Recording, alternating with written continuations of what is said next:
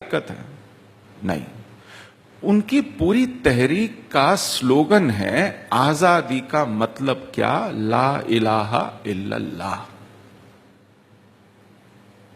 पाकिस्तान से रिश्ता क्या, ला इलाहा इल्लल्लाह। This is the content of that movement. ये एक जिहाद है।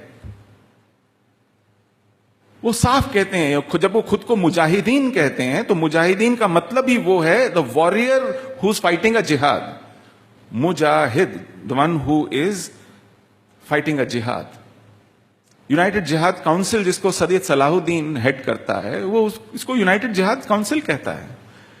आप सैयद अली शाह गिलानी के बयान पढ़िए, वो कहता है even if you pave our roads with gold.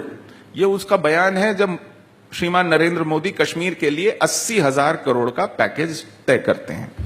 वो कहते हैं even if you pave our roads with gold we will not stop insisting for freedom.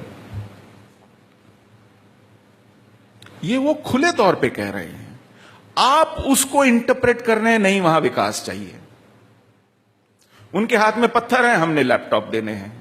आप लैपटॉप दीजिए, वो उसमें से बम बनाने की विधि डाउनलोड करेंगे, आपको आईईडी से उड़ाएंगे।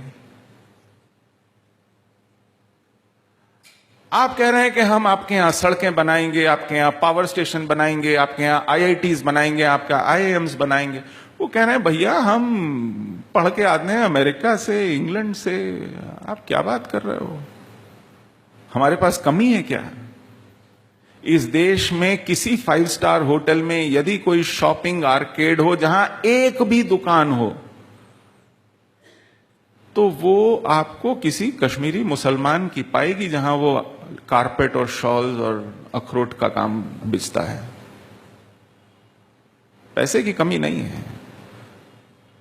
वहां का औसत इनकम भारत की औसत इनकम का दुगने से ज्यादा है। कश्मीर घाटी की अर्थव्यवस्था पूरे जम्मू कश्मीर की अर्थव्यवस्था का 70% है। पूरे कश्मीर में 1,100 के करीब चार्टर्ड अकाउंटेंट हैं, कश्मीर में केवल 125 हैं। किसी को यह करियर भी नहीं सूझता क्योंकि वहां कोई टैक्स नहीं देता।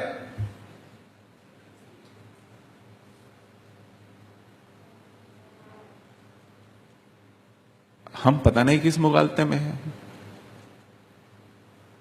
हम जीवन भर पूरी राजनीतिक पीढ़ियों में 370 का विरोध करते आ रहे हैं, लेकिन कश्मीर जाकर कहते हैं इस पे बहस होनी चाहिए।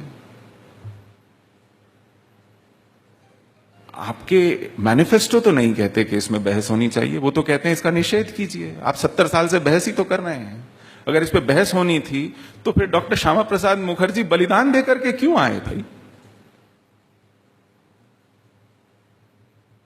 आप हर अभ्यास वर्ग में गुरु दक्षिणा के हर कार्यक्रम से लेकर विजयदशमी के संबोधन तक घुट्टी में घोल के पिलाते हैं हमको।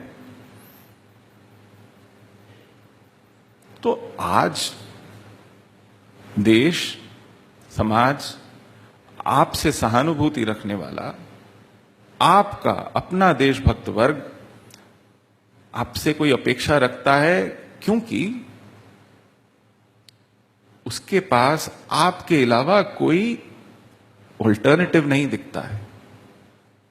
आपके बाद, आपके अतिरिक्त कोई उपाय नहीं सूझता है, और इस उपाय को वह व्यर्थ होते देखने की कल्पना भी नहीं कर सकता है। आप बेकारी से खूब लड़िए, आप बेरोजगारी से खूब लड़िए, आप गरीबी से खूब लड़िए, लेकिन कश्मीर में वो लड़ाई नहीं है, ये बात मान लीजिए।